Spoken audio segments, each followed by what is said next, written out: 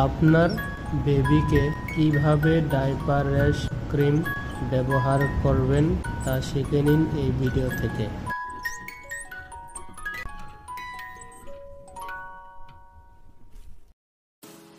Diaper rash cream কিভাবে ব্যবহার করতে হবে।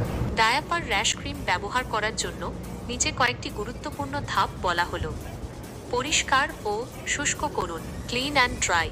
প্রথমে ভেজা বা নোংরা ডায়াপার খুলে ফেলুন।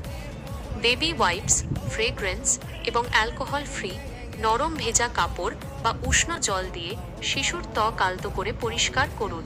মলমূত্রের সমস্ত চিহ্ন মুছে ফেলা নিশ্চিত করুন। ঘষা বা স্ক্রাব করা থেকে বিরত থাকুন, এতে ত্বক আরও জ্বালা করতে পারে। একটি নরম তোয়ালে দিয়ে হালকাভাবে চাপ দিয়ে ত্বক শুকনো করুন অথবা কিছুক্ষণ বাতাস লাগতে দিন। ত্বক সম্পূর্ণ শুকনো হওয়া আবশ্যক। 2. ক্রিম প্রয়োগ করুন। Apply the cream. পরিষ্কার হাতে পর্যাপ্ত পরিমাণে ক্রিম নিন। র্যাশ হওয়া জায়গায় একটি পুরুষ দান, ঠিক যেন আপনি কেকের ওপর ফ্রস্টিং বা আইসিং করছেন। আপনার লক্ষ্য হলো একটি সুরক্ষামূলক স্তর তৈরি করা, যাতে ত্বক ভেজা বা নোংরা ডায়াপারের সংস্পর্শে না আসে। ত্বক যেন ক্রিমের ভেতর দিয়ে দেখা না যায়। ক্রিম ঘষে ত্বকের সাথে মিশিয়ে দেওয়ার দরকার নেই, কারণ এতে জ্বালাতন আরও বাড়তে পারে। 3. ডায়াপার পরান। আরি ডাইপার। ক্রিম লাগানোর পর নতুন পরিষ্কার একটি ডায়াপার পরিয়ে দিন। ডায়াপার যেন খুব বেশি টাইট না হয়। কখন ব্যবহার করবেন।